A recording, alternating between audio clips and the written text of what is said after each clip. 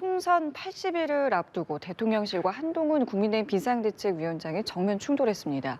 한 위원장은 제 임기는 총선 이후까지라면서 대통령실의 사퇴 요구를 일축했습니다. 네, 한편 오늘부터 여당의 총선 공천을 위한 여론조사가 시작되는 가운데 민주당에서도 공천 기준을 밝혔는데요. 관련 내용 포함한 정치권 이슈들 최수영 시사평론가, 김상일 정치평론가와 함께 짚어보겠습니다. 두 분 어서 오십시오. 안녕하세요. 안녕하십니까? 예, 안녕하십니까. 총선이 100일도 남지 않았습니다. 근데 정말 초유의 상황이 지금 굉장히 좀 급박하게 오늘 오전부터 돌아가고 있는데요. 먼저 두 분 이야기 먼저 듣겠습니다.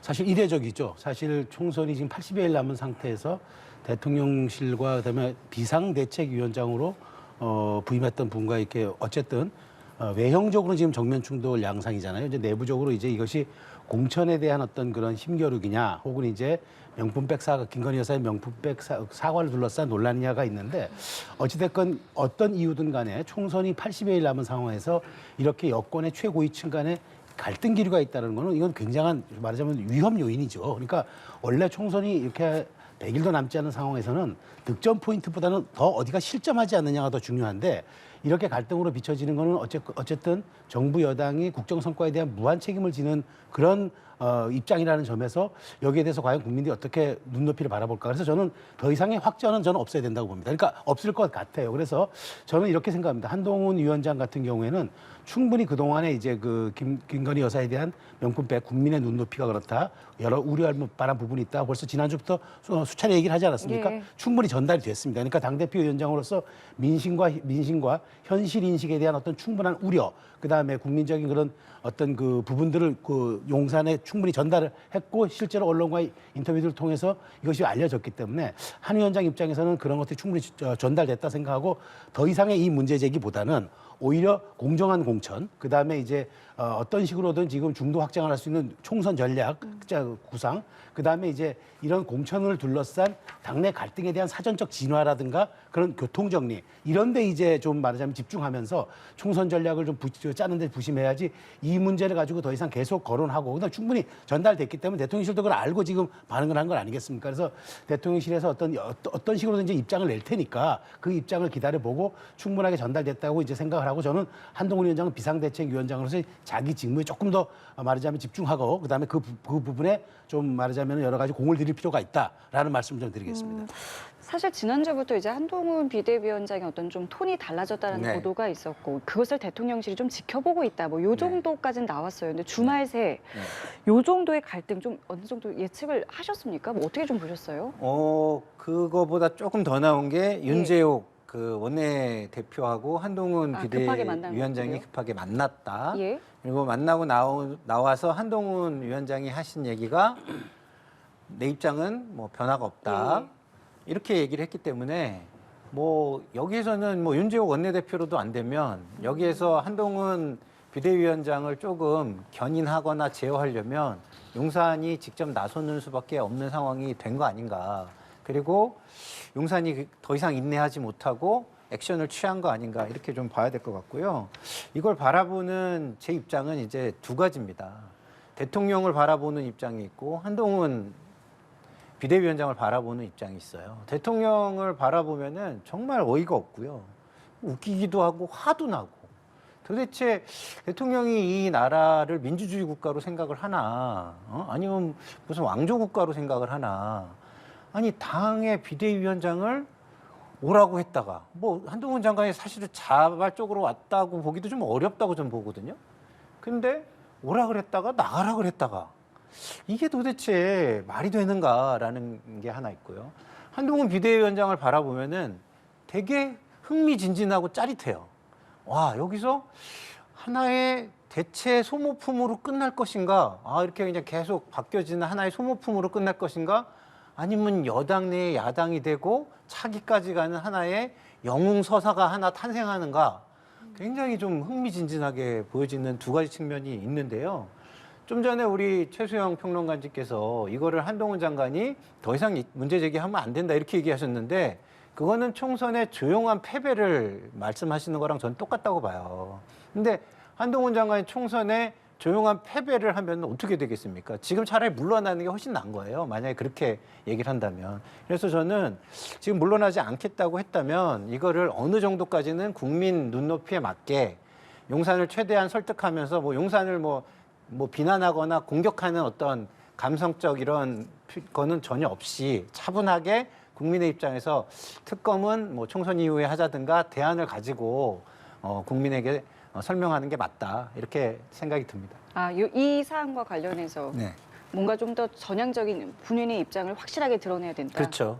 네. 그래야 제가 볼 때는 한동훈 비대위원장이 예. 승부수를 띄우는 거고 총선 승리를 할 수 있는 길이 될 것이다 이렇게 생각합니다. 그러니까 제가 그 문제에 대해서는 좀 드릴 말씀이 있는 게 예. 뭐 기본적으로 이렇게 말씀하신 게 맞아요. 그러니까 비대위원장 입장에서는 어쨌든 국민 눈높이에 맞는 그런 전략들을 내놔야죠. 그런데 제 얘기는 이 대통령과 각을 세우고 대통령실 내부와 갈등을 자꾸만 분란을 부추기는 것이 꼭 비대위원장이 그렇게 총선 전략으로 가져갈 역할은 아니에요. 왜냐하면 이게 어쨌든 당정 일체라는 거, 대통령 지지도로도 평가받지만 국민의힘의 지지도로도 평가받는 게 총선 아니겠습니까? 이게 양쪽이 운명 공동체란 말이에요. 그러니까 이 문제가 갈등의 한 요인이 된다면 한동훈 위원장이 그동안 문제를 제기하지 않았다라면은 계속 이 문제를 내놔야죠. 그런데 분명 입장을 냈잖아요. 국민 눈높이와 우려할 부분이 있다. 그럼 이제 이 공이 이제 용산으로 넘어간 거죠. 대통령실에서 설 전에 어떤 형태로든 민심을 위한 저는 이제 제스처가 나올 거라고 봐요. 그것이 이제 뭐 사과의 입장이든 해명의 입장이든 그건 뭐 대통령실이 정리할 문제인데 그래서 그것을 이제 대통령실이 정리할 수 있도록 시간과 그다음에 공간을 열어주는 게 또 한동훈 비대위원장의 몫이고 한 위원장이 계속적으로 이 문제만 제기한다 그러면은 국민들 눈에는 내부 갈등으로 비춰진다는 거죠.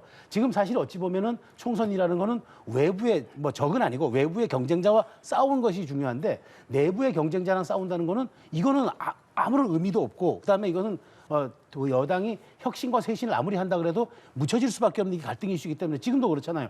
이 갈등 이슈가 다른 모든 사실에 지금 총선 일정들을 다 묻어버리고 있지 않습니까? 그렇기 때문에 저는 그래서 전략적으로 한동훈 위원장이 이 문제를 더 계속 키워나가는 건 온당치 않고 충분히 기류를 전달했으니 대통령실의 입장을 지켜보고 본인의 비대위원장으로서 할 일이 또 총선 전략을 아까 짜야 되고 공천 관리해야 되고 여러 가지가 있으니까 그 점에 저는 더 이제는 진력을 해줘야 한다. 그런 방향성을 좀 말씀드린 거예요. 그러니까 그런 방향성으로 가면 총선에 진다니까요.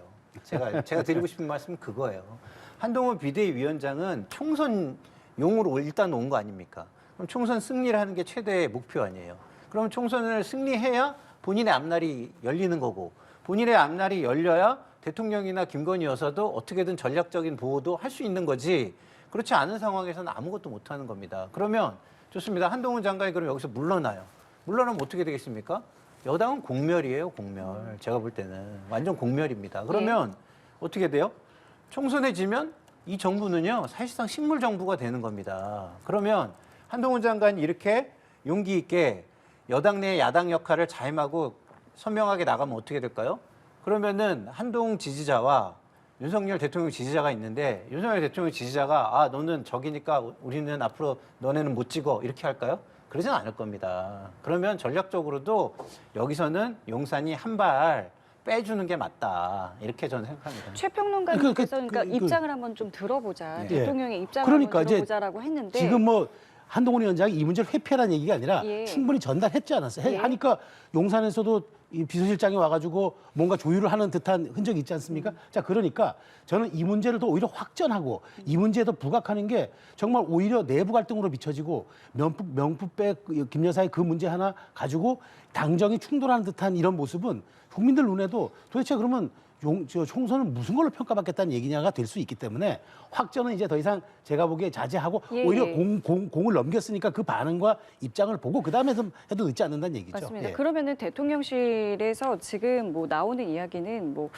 언론사와 뭐 단독 인터뷰 뭐 이런 부분들 이제 신년 기자회견은 이제 안 하고 뭐 그런 부분으로 할 거다라고 이제 지난주부터 좀 기류가 잡혔거든요. 그럼 관련해서 이런 입장들을 또 내놓을 수 있다고 좀 생각하십니까? 뭐 저는 충분히 있을 수 있을 거라고 봐요. 그러니까 이를테면은 생중계되는 어떤 기자회견의 형식이 아니라 기자들을 불러서 뭐 좌담회를 한다든가 아니면 간담회 형식으로 할 수도 있는 거고 예. 뭐 이제 공영방송이라든가 특정 방송 이제 그 지상파를 하나 선택해가지고 그걸 가지고 이제 방송하는 거기서 입장을 내는 수도 있는데 그 방식과 내용 이런 거는 대통령실이 고민하겠죠. 어떤 시기까지도. 그러니까 어쨌든 저는 설 전이 될 거라고 보는데 그것은 제가 보기에 이제 그 대통령실의 판단과 그 영역으로 남겨놓고 한 위원장이 계속적으로 이 문제를 꺼내든다? 그럼 이거는 한 위원장의 속셈이 다른 거에 있다는 얘기죠. 그러니까 혹시라도 외부에서 보기엔 본인의 지지도가 좀 올라가고 여러 가지 인지도도 이제 상승하고 이러다 보니까 혹시 어떤 본인의 자기 정치하는 것 아니냐는 그런 얘기도 있을 수 있기 때문에 이 문제에 대한 언급은 이제는 대통령실과 조율했고 원내대표도 조율했으니까 예. 공을 넘기는 게 맞고 자기 일의 직무에 이제는 조금 시선을 두는 게 맞다 이런 말씀을 드리는 거죠. 네. 예. 아니, 자기 일이 총선 승리예요. 그러니까 이거는 뭐 제가 말씀을 드린 것이 용산에서 반응도 안 나왔는데 계속 일방적으로 떠들으라 이런 얘기는 아니에요. 아니지만 용산에서 나올 반응은 제가 볼 때는 지금 뻔해요. 뻔한데 그거에 만약에 부안해동해가지고 가면은 제가 볼 때는 앞날이 양쪽에 다 열리지 않는다. 지금 용산은 너무 감정적으로 좀 치우쳐 있는 것처럼 보이니까 차분하게 뭐 설득하는 작업도 하되 여론의 지형의 변화 이런 것도 좀 보여줄 수 있을 거 아닙니까? 그리고 여론의 지형이 변하면 용산도 저는 좀 일부분 전략적으로 판단을 할 수밖에 없게 될 것이다. 저는 이렇게 생각하는데 그러려면 한동훈 장관이 굉장히 용기가 필요해요. 지금 용기를 뭐 내고 있는 것으로 보이는데 어제 기사를 보면 어떤 얘기까지 나옵니까? 당내 정치적 기반이 없기 때문에 의총을 통해서 사실상 불신임 투표를 해서 끌어내릴 것이다. 이런 얘기까지 나왔어요. 그러면 의총을 통해서 예를 들어서 끌어내리는 거는 용산에서 소위 말해서 버튼을 눌러줘야 되는데 그렇게 되면은 버틸 수가 있겠습니까? 의총에서 불신임 투표해가지고 불신임이 되면 사실상 한동훈 장관은 지금은 임기를 채우겠다고 하지만 제가 볼 때는 채우기 어려워질 거라고 생각하기 때문에 제가 이런저런 말씀을 드리는 거고요. 기본적으로 우리 여당에서는 이런 부분에 대해서 굉장히 용산을 뭐 이렇게 조율할 수 있는 능력이 있는지 모르겠으나 굉장히 많은 물밑 대화를 시도하고 이 상황을 어떻게든 결론을 내는 게 굉장히 좋을 것이다. 저는 이렇게 좀 조언을 드리고 싶습니다. 그러니까 저는 이제 특정 여론조사를 언급하지는 않겠습니다. 그런데 어쨌든 한동훈 위원장이 여론의 주목도가 높고 인지도나 지지도에서 지금 이재명 대표가 비슷한 것들이 많이 나오잖아요. 그건 뭐 그건 추세니까. 근데 중요한 거는 국민의힘의 그런 지지도가 그 한동훈 위원장의 상승도와는 연동되지가 않고 있다는 게 저는 아픈 지적이라고 봐요. 그러니까 한동훈 위원장이 혹시나 개인기에 혹시 집중하는 거 아니냐 이런 얘기가 나올 수 있는 우려도 있는 부분이라서 저는 오히려 지금 공천이라든가 그다음에 당의 여러 가지 어젠다라든가 그다음에 이슈 이런 걸 통해서 지금 당의 어떤 그런 그 모습을 좀 일신해서 국민들에게 보여주는 것도 중요한데 오히려 지금 그게 좀 부차적이 되고 있다니까 저는 거기에 집중해야 되고 그다음에 김경률, 원희룡 이런 부분들로 인해서 지금 어쨌든 많은 현역 의원들이 또 혹시 우리는 또 이런 불안감을 가지고 있기 때문에 그거 불안감을 사실 공천이야말로 가장 말하자면은 총선에서의 그 방아쇠 역할, 트리거 역할을 하는 거기 때문에 그런 공포라든가 그런 불안감으로부터 연쇄작용을 좀 안심시켜주는 것도 한동훈 위원장의 몫이란 말이에요. 그러니까 저는 그런 어떤 말하자면은 지금 내부 관리에도 집중을 해야 될 타이밍이기 때문에 여기에서만 집중하는 거는 제가 보기에 이거는 충분히 전달돼서 이제 이 부분으로 저는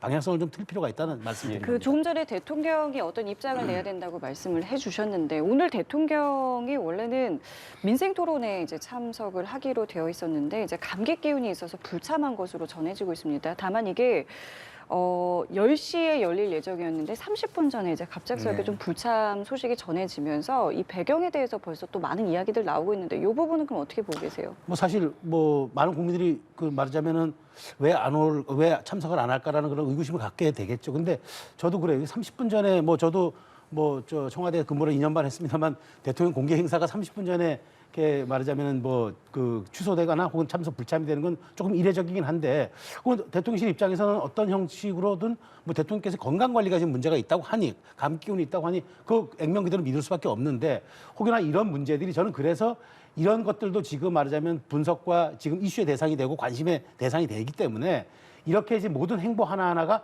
갈등으로 비춰지는 그런 소지들은 좀 대통령실이나 말하자면 그 한동훈 위원장 측도 자제해야 한다는 거죠. 모든 국민들로부터 억측과 또 오해를 날 수도 있기 때문에 이제 이런 부분들이 좀 갈등이 이제 진화가 된다 그러면은 이런 뭐 설령 불참한다 하더라도 뭐 다 다른 의도는 없겠다 이렇게 판단할 텐데 자꾸 이제 이렇게 정면 출동 양상으로 비춰지니까 사안 하나에도 국민들이 해석을 하게 되고 의구심을 표하는 거 이거는 저는 보기에 정말 이거는 좀 그 말하자면은 지양해야 될 부분들인데 저는 뭐 건강상 이유라니까 저도 액면 그대로 그렇게 믿겠습니다. 예.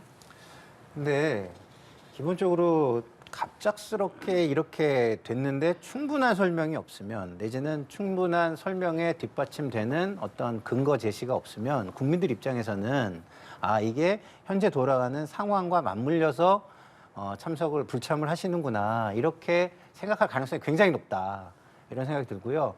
그렇게 생각하는 게 국민 여론상 안 좋다면 제가 볼 때는 좀 이례적이더라도 정말 뭐 편찮으시다라든가 정말 이렇게 건강상의 문제가 있다든가 이거를 좀 더 구체적으로 설명하는 게 좋겠다 이런 생각이 들고요. 그러면 좀 전에 말씀하신 부분에 대해서 한 번 더 좀 말씀을 드리면 이번 총선은요 구도가 이미 잡혀 있어요. 구도가 잡혀 있다는 건 뭐냐? 이 정부에 대한 국정 운영에 대한 중간 평가나 심판의 선거가 될 것이다라는 구도가 잡혀 있는 상황입니다. 한동훈 비대위원장이 개인기를 통해서 내지는 그 밖의 변수, 어떤 변화 이런 걸 통해서 이 구도를 바꿀 수가 없어요.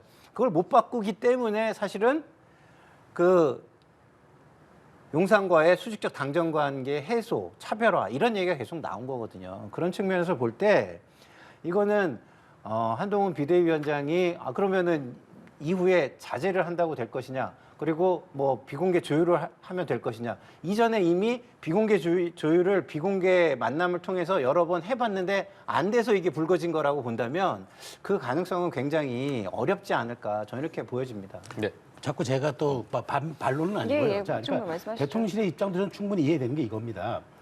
이게 몰카 공작이라는 건 분명한 맞잖아요. 왜냐하면 이게 2022년 9월에 촬영된 거예요. 근데 1년 이상을 쥐고 있다가 김건희 여사 특검법이 국회에 상정되는 그 즈음에 이게 공개가 된 거예요. 그러니까 의도가 충분히 있었고 악의적이었고 아주 파렴치했고 그다음에 이거는 대통령 부인을 모욕보이라는 행위가 분명히 전제된 행위였어요. 그러니까 여기에 대해서는 야권의 기획 공작이라는 말이 그건 100% 맞아요. 그러니까 대통령실의 입장은 우리가 좀 억울한 측면이 있다. 근데 이제 한동훈 위원장은 그럼에도 불구하고 국민적 우려와 국민적인 어떤 그런 관심 부분이 있다라는 얘기를 전했잖아요. 그러니까 이 간극을 이제 좁히는 거예요. 그래서 저는 대통령실이 어떤 형태로든 이제 그 총선 전에 국민들도 그게 몰카 공작이라는 것도 알고 파렴치한 범죄라는 것도 알지만 그럼에도 불구하고 그 모든 공적 영역에 있는 사람들은 어떤 행위에 대한 해명을 해야 될 필요성이 있으니까 그걸 듣고 싶다는 거잖아요. 그 우려를 충분하게 이제 한 위원장이 전달했기 때문에 이제 거기에 대한 답을 내는 것이 저는 굉장히 저도 중요한 터닝 포인트죠. 그래서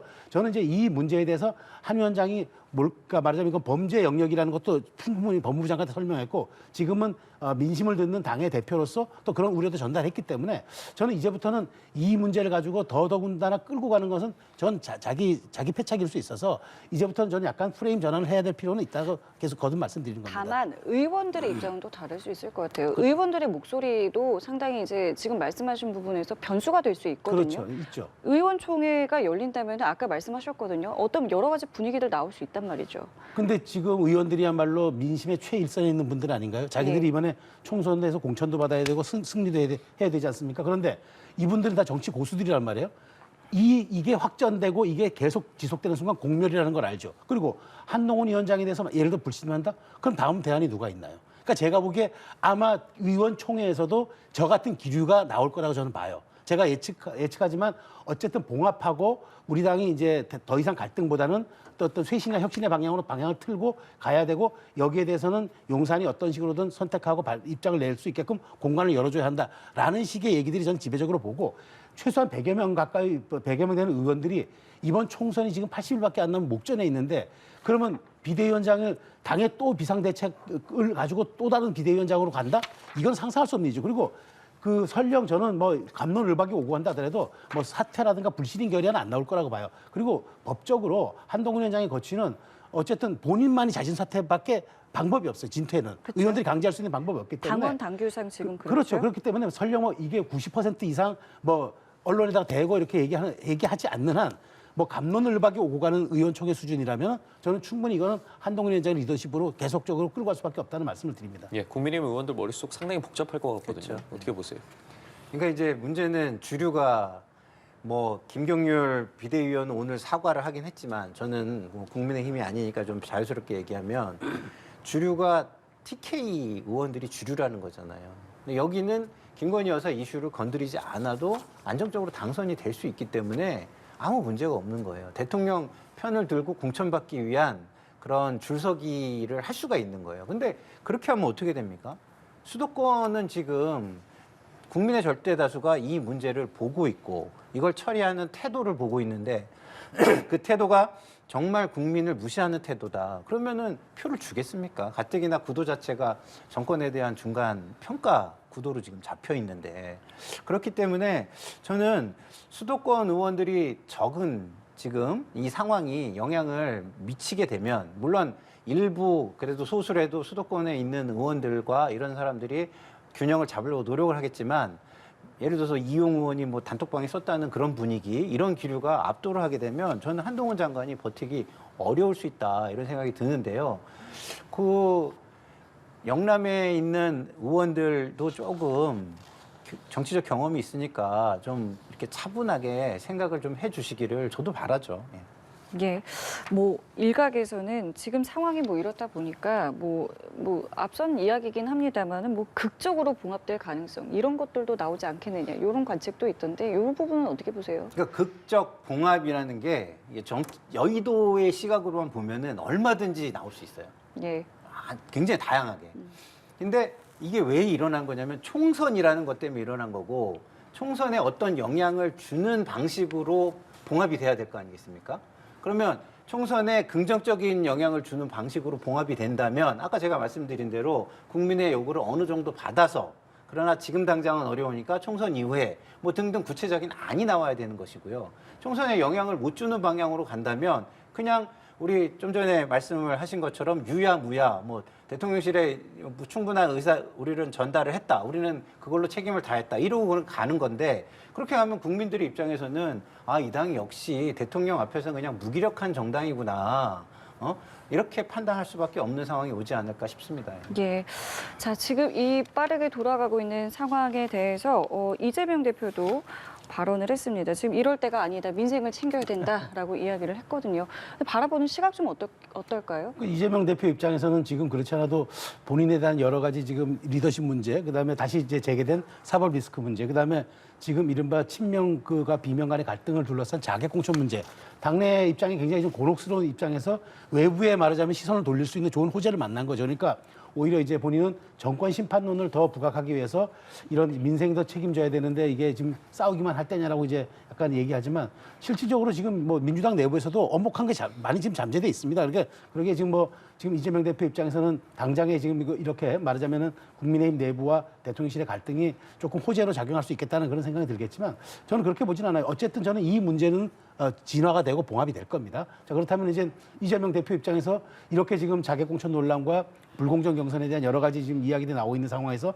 더더군다나 선거구제 개편도 이제 입장을 이제 곧 내야 될 그런 상황에서 실질적으로 좀 이재명 대표도 저렇게 애둘러서 돌아갈 수 있는 이제 시간도 다 됐고 어떤 식으로든 이제 결단의 순간, 결심의 순간이 와야 될 텐데 저는 그때부터 이재명의 시간도 굉장히 좀 곤혹스러운 시간이 흘러가지 않을까 그렇게 생각합니다. 예, 여러 예측 해주셨는데 어쨌든 민주당 입장이 좀 호재로 볼 수 있는 상황일까요? 저는 그렇진 않다고 봐요. 만약에 이게 호재라고 생각했다면 이재명 당대표가 한동훈 위원장 말 잘했다 이렇게 얘기했을 거예요. 그렇지 않고 이거를 양쪽의 입장에 옳은 입장이 분명히 존재할 텐데 어느 입장에 동조하지 않은 것은 저는 상당히 지금 불안하게 바라보고 있다고 저는 봐요. 이게 어디로 튈지 모른다. 예를 들어서 한동훈 장관이 여당 내 야당으로 자리매김을 하는 상황이 오면 사실은 국민의 시각은요. 같은 진영에서 이견 있는 거에 관심이 훨씬 많지 서로 다른 진영에서 싸우는 거에 관심이 많은 게 아니에요.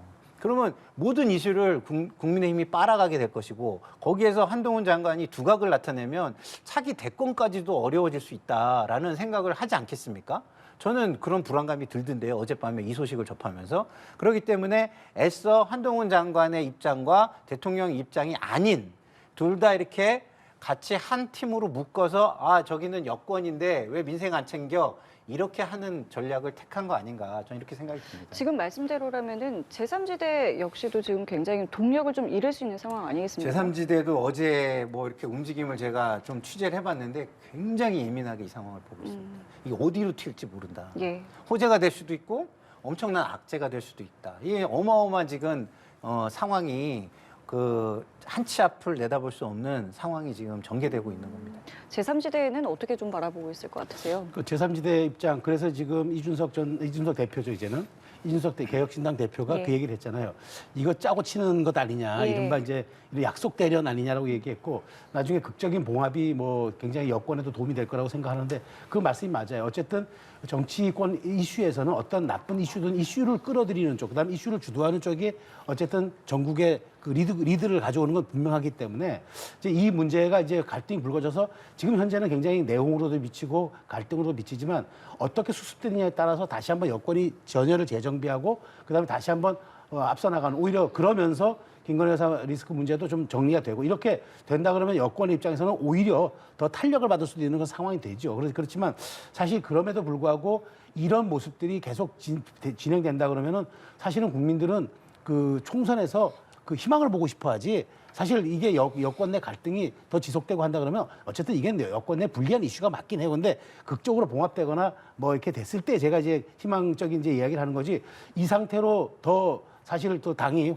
분열과 혼란에 빠지면은 쇄신이든 혁신이든 당이 보여줄 수 있는 긍정적 가치들이 다 묻힌다는 거예요. 그게 우려가 되는 거죠. 그러니까 아무것도 보이지 않고 오로지 저 권력 투쟁 혹은 주도권 싸움, 헤게모니 싸움 이렇게만 비춰진다 그러면은 여당 입장에서는 국정이라든가 민생 성과라든가 이런 질문에 답을 할 수 없기 때문에 전 조속하게 저거는 어쨌든 봉합이 돼야 되고, 제3지대 입장에서는 아마 그럴 거예요. 제3지대가 열리는 거는 여야 모두가 공이 대안이 되지 않을 때 제3지대에 계속 힘이 실릴 텐데, 이렇게 어쨌든 지금 무언가 2월 설 전까지 이런 빅텐트든 뭐든 제3지대가 좀 정리가 돼야 되는데, 이 이슈를 좀 이게 다 가져가 버리는 거는 저 지금 이 상황이 가장 장이 크게 선 상황인데 이게 좀 많이 좀 안타까운 생각은 들 겁니다. 그렇지만 예의주시할 수밖에 없는 상황이라는 말씀 저도 드리겠습니다. 예, 이렇게 모두의 머릿속이 복잡한 가운데 어쨌든 총선을 향한 시기는 계속 가고 있는데, 국민의힘이 오늘부터 이제 현역 컷오프를 위한 여론조사를 실시합니다. 하지만 이 관련한 페널티 부여 등을 놓고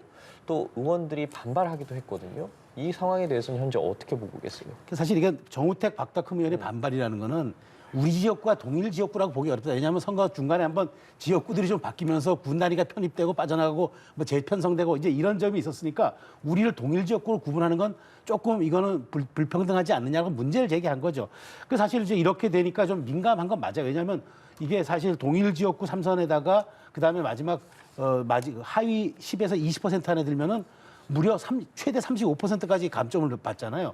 그런 입장에서 그렇게 감점을 받으면은 본인들이 여론조사에서라도 이걸 만회하지 않으면 만회할 데가 없거든요. 그러다 보니까 굉장히 좀 예민하게 반응하는데, 근데 어쨌든 룰은 정해졌고요. 그래서 그 지금 그 모든 그러니까 공천관리위원회가 4개 권역으로 나눠서 다 이렇게 말하자면은 선거 구역별에 맞게 당원과 여론조사 비율을 정하지 않았습니까? 그래서 어쨌든 이제 이 부분이 이제 예민하게 받아들이는데, 그만큼 저는 국민의힘이 강도 높은 4, 5선 의원들이 여기에 지금 반발할 만큼 그렇게 강도 높은 지금 사실 이 공천 기준을 둔 거라고 보는데, 이 갈등 관리를 잘 해야죠. 잘 해야 되는데, 저는 사실 또 그래요. 3선, 4선 이렇게 했던 의원들이라면은 추선 지역구 경쟁력이 신인보다는 훨씬 많지 않겠습니까? 그런 점에서 신내 진입 장벽을 조금 허들을 낮춘다는 측면에서 본인들이 그러면은 3선, 4선 하면서 했던 정치 기양으로 좀 말하자면 만회할 수 있는 그런 측면도 있기 때문에 여기에 대해서 너무 이제 각을 세우거나 하는 것은 공천 관리에 약간 좀 그 지장을 줄 수 있어서 아마 이 부분은 저는 좀 이해가 돼요. 그러니까 우리 지역구를 동일 지역구로 볼 수 있느냐를 그 문제를 제기한 거니까 여기에 대해서는 또 뭐 공천 관리의 판단이 있겠죠. 예, 민주당도 공천 룰을 발표를 했는데 이명백 공관위원장이 뭐 3선 이상, 올드보이 또 586에 대한 일괄적 페널티가 없다고 말을 하긴 했는데 그러면 사용한 용어가 이 지지불태. 그러니까 이 뜻이 멈출 때를 알면 좀 위태롭지 않다라는 뜻인데 좀 암묵적인 압박일까요? 어떻게 보셨어요? 압박이기도 하고 정성 평가도 있다, 이 얘기를 저는 하는 것으로 보입니다. 그러니까 사실상의 압박이기도 하죠, 이게. 그래서 정량 평가를 다 하고 난 다음에 정성 평가 부분에선 이런 부분이 상당히 반영될 것을 예고하는 것으로 저는 보고요. 그렇게 된다면 지금 친문이나 아니면 586 기존의 뭐 중진들 중에서 뭐 친명이 아니라고 불려지는, 그리고 전 정부에 속했던 사람들은 상당히 좀 불안한 상황이 앞으로 연출될 수 있을 것이다. 그러면 이 갈등 관리를 당에서 어떻게 할 것인가, 이 부분이 관건이 될 것이고요. 이것이 조금이라도 불공정하게 비치거나 아니면 이재명 당대표의 어떤 이심 논란으로 번지게 되면 저는 상당한 어떤 반발, 뭐 탈당이라든가 이런 걸로 이어질 가능성도 상당히 커질 것이다 이렇게 보여집니다. 그럼 이런 압박에 있어서 좀 자발적으로 사퇴를 하는 의원들이 더 나올 거라고 보십니까? 글쎄요. 지금까지로 보면은 그런 모습은 좀 잘 관측은 안 되고 있는데요. 뭐 의회의 김민기 의원 같은 경우 굉장히 의회에 전격적으로 사퇴를 하지 않았습니까? 그런 상황, 그런 걸 본다면은 의원들 개개인의 어떤 결단을 제가 다 예측할 수는 없죠. 예. 다 이런 상황에서 이제 이재명 대표가 이해찬 전 대표랑 오찬을 했어요. 이게 좀 그러니까 결국에 좀 힘을 실어주고 이제 뭐 좀 공정한 공천을 해라 이런 이야기를 했는데 요 분위기는 좀 어떻게 보셨습니까? 그러니까 이제 이재명 당대표에게 지금 원하는 게 뭡니까? 중도층을 소구하려면 결국은 포용하는 모습을 보이라는 거 아니겠습니까? 근데 이해찬 전 대표를 만났다는 건 뭐냐? 그냥 우리의 길을 그냥 가겠다라는 걸 보여주는 거예요, 저거는. 그래서 제가 볼 때는 저것이 중도층에 주는 메시지는 그렇게 좋지 않을 것이다. 그러면 왜 만났을까? 그러면 당 내에 흔들리는 의원들이 있기 때문에 만난 것은 아닐까. 저는 이렇게 보여지고요. 당내에 흔들리는 의원들에게 다시 한번 메시지를 보낸 것이죠. 우리는 흔들리지 않고 가니까 마음 다잡고 잘해. 이렇게 좀 메시지를 보낸 거 아닌가 싶습니다. 예. 저는 조금 해석이 다른 게 이제 이해찬 대표가 과거 김종인 비대위원장 시절에 컷오프를 당했어요. 그 정청래 의원들. 그래서 강성 의원들을 천에 그 컷오프를 시켰기 때문에 그때 총선에서 이겼단 말이에요. 그런데 이제 이제 사실은 근데 이제 이해찬 대표가 이재명 대표의 멘토처럼 사실 여겨지는 것도 맞아요. 왜냐하면 부지사를 했던 보좌관 했던 사람을 부지사로 영입하고 그랬던 적이 있으니까. 근데 저는 이제 이해찬 대표의 이 말은 이제 뭐 또 이제 잘못하면은 200석 대승론 뭐 이런 것을 또 이제 그 또 소환할 수 있어서 별로 좋지는 않은데 저는 오히려 지금 문제가 저는 이렇게 봐요. 지금 오히려 586 용태론 이런 얘기들이 잘못하면은 친문계와 지금 친명계 갈등으로도 갈 수가 있어요. 지금 말하자면은 그 586 용태론 얘기하면서 나오는 사람들이 임종석 불출마, 뭐 이인영 불출마 주로 이제 말하자면은 문재인 정부 때 그 요직을 차지했던 분들에 대한 지금 운동권 불출마가 얘기 나오는 게 오히려 전 잘못하면은 이게 친명계를 꼽기 위한 또 친문재인계를 침으로써 그래서 저는 이해찬 대표가 지금 전 대표가 여기에서 이제 뭐 공천 상황에서 공정한 시스템에 따라 엄정하게 공천하는 거 중요하다. 뭐 이건 뭐 당연한 얘기고 누가 공정하지 않은 공천 얘기하면서 이기는 승리 얘기하겠습니까? 그러니까 저는 오히려 이해찬 대표를 만난 것이 지금 이런 그 친명계 그런 갈등에 오히려 잘못하면 이 부분도 조금 역기능적으로 좀 작용할 수가 있어서 하여튼 뭐 저는 이해찬 대표의 참전과 또 이렇게 회동이 저는 뭐 이재명 대표는 자기 리더십 강화를 위해서 조금 포석을 노린 것일 수도 있겠습니다만 글쎄 그런 문제들이 과연 어떤 인식을 줄지는 저도 좀 지켜봐야 할 것 같습니다. 제3지대 좀 빅텐트 이야기도 해보겠습니다. 이준석 개혁신당 대표와 이낙연 전 대표가 좀 의견이 엇갈리는 모습인데 이낙연 전 대표는 함께 해야 된다, 힘을 합쳐야 된다 주장하고 있는데 이준석 대표 좀 골든타임이 지났다 네. 이런 이야기를 하고 있거든요. 그러면서 새로운 대안들을 내놓고 있어요. 조건들을. 이 부분에 대해서는 지금 어떻게 보고 계세요? 골든타임이 지났다고 얘기하면서 내놓은 조건은 아직도 골든타임이 진행 중이다라고 말하고 있잖아요. 그래서 기본적으로 이준석 그 당대 전 대표의 개인기가 굉장히 화려하다 이렇게 보는 게 저는 맞을 것 같고요. 이것이 다 밀당 전략 뭐 이런 데서 나온 거 아닌가 이런 생각이 듭니다. 결국은 이준석 대표가 한 얘기를 결론을 지어보면 뭐냐? 빅하우스를 짓겠다예요. 빅하우스를 짓는 방법이 세 가지가 있다. 그 세 가지 중에 하나는 무조건 한다.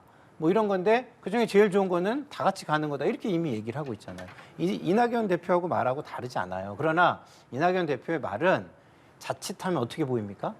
아, 이게 또 다른 이합집산? 기득권을 위한 이합집산으로 보일 수 있잖아요. 그래서 그런 거를 해칭하는 역할을 자꾸 본인이 하고 싶은 것 같아요.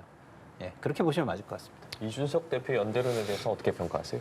이건 본인이 주도권을 쥐겠다는 거죠. 이준석 대표는 나는 내가 주도하는 제3지대 개혁신당을 중심으로 한 그런 빅텐트는 내가 그런 한 산림은 내가 하겠지만 내가 뭐 그 이른바 n분의 1로 이렇게 들어가는 그런 합당이라면 나는 원치 않는다. 그 메시지를 분명한 것 같아요. 그리고 지금 이제 보면은 연대론에 대해서 본인이 세 가지를 얘기했잖아요. 지역구를 분배해서 그러니까 우리가 이거는 약간 일종의 느슨한 연대가 되는 거죠. 지역구 유리한 쪽을 이자면 그때 이낙연 신당이 내든 자기 이거 개혁 신당이 내든 이게 이렇게 하는 방법이 있고 또 하나는 단일 기호로 출마하되 비례대표는 당별로 선정한다. 지금 어찌됐건 그 이제 말하자면 위성 정당이 또 출연할 수 있는 지금 다시 그 선거구가 그렇게 갈 것 같기 때문에 이 문제는 이제 비례대표를 당별로 선정하는데 이 순번을 어떻게 할 것이냐 또 이게 갈등의 소지가 있어서 이거도 방법은 되지만 약간 현실성이 떨어진 얘기고 국민의 열망이 있을 거고 완전한 합당. 저는 그래요. 지금의 말하자면 3, 4, 5, 6, 7번 기호로 5개 재정파 세력이 나간다 생각해 보십시오. 마지막에 사표 방지 심리 때문에 각자가 유효한 성적을 거두기는 어려워요. 결국은 기호 3번이라는 큰 틀에서 뭉쳤을 때 비로소 그것이 대한 세력이 되고 대한 정당이 될 수가 있기 때문에 관심을 얻을 수가 있지 이런 식으로 각자 분산해서 나가는 건 어렵기 때문에 저는 지금 그 창당 다음 날 합당하는 건 코미디라 얘기하는 거는 사실 그건 맞죠. 창당한 다음 날 합당한다는 게 말이 됩니까? 그렇지만 본인은 내가 주도하는 창당을 하고 제3지대를 묻겠다라는 의도를 분명히 했는데 여기에 과연 이낙연 신당과 제가 보기에 양양자 금태섭 신당은 아마 큰 변수는 안 될 거지만 중요한 건 이낙연 신당과 그 민주당에서 탈당파 의원들이 어떤 스탠스를 여기에 가져주냐는 매우 말하자면은 이게 가능한지 가능하지 않을지에 대한 성사비를 보여주는 거죠. 또 하나 궁금한 건 이낙연 전 대표가 어쨌든 지금 불출마를 선언했는데 네. 이거를 좀 번복할까? 이 부분인데요. 좀 어떻게 보세요? 그러니까 이낙연 전 대표가 출마를 안 하겠다고 한 거는 헌신성, 진정성을 보여주기 위한 거예요. 근데 출마를 하냐 안 하냐가 헌신성과 진정성을 보여주는 상황이 아니면 또 다른 선택을 해야 되겠죠. 헌신성과 진정성을 보여주는 게 출마라면 출마를 해야 되는 겁니다. 그러니까 목적이 수단을 앞서야지 수단이 목적을 뭐 앞서가지고 주객이 전도돼서는 안 되잖아요. 불출마를 왜 했는지의 목적이 가장 중요한 것이라고 보입니다. 그거는 신당을 성공시키기 위해서 헌신성과 진정성을 보여주기 위한 거라면 신당을 성공시키기 위해서 광주 지역에 출마하는 게 험지 출마고 내지는 험지 출마가 아니더라도 어려운 결정이고 헌신적이고 그게 진정성을 보여주는 선택이라는 게 그 국민들에게 인식이 된다면 그 선택을 할 수밖에 없다. 이렇게 말씀을 드릴 수 있을 것 이게 같습니다. 뭐 같은 의견이십니까? 그렇죠. 근데 이낙연 대표 입장에서는 불출마 선언했기 때문에 이제 아마 출마를 뭐 본인이 번복하는 건 뭐 입장이 좀 어렵다고 하지만 그럼에도 불구하고 본인이 이게 이제 말하자면은 이제 도움이 된다면 해야죠. 근데 마치 이제 개항을 해 나가서 한번 이준택과 그런 얘기했죠. 개항을 나가서 셋이서 싸움으로써 제3지 세력의 존재감을 보여달라. 이렇게 떼밀려 나가는 듯한 모습이 과연 이낙연 대표의 앞으로 말하자면 본인의 정치적 위상에 걸맞을까 이런 생각인데 호남 출마는 아마 변수가 될 거예요. 그래서 아마 본인이 여러 가지 동지들 요구를 주의 깊게 보고 있다라고 이제 생각을 열어는 놨어요. 그런데 저는 제가 보기에 이게 제3지대가 어떻게 갈지를 보고 그다음에 제3지대에서 본인의 역할이 그래도 출마로 주어졌을 때 확실하게 이게 순기능이 있다라고 판단되면 갈 것 같습니다. 그래서 저는 이낙연 대표가 여러 가지 그런 고민의 지점들을 지금 하고 있다고 좀 보여집니다. 예, 알겠습니다. 숨가쁘게 돌아가는 정치권 상황과 관련해서 최수영 시사평론가, 김상일 정치평론가와 함께 이야기 나눠봤습니다. 고맙습니다. 감사합니다. 감사합니다.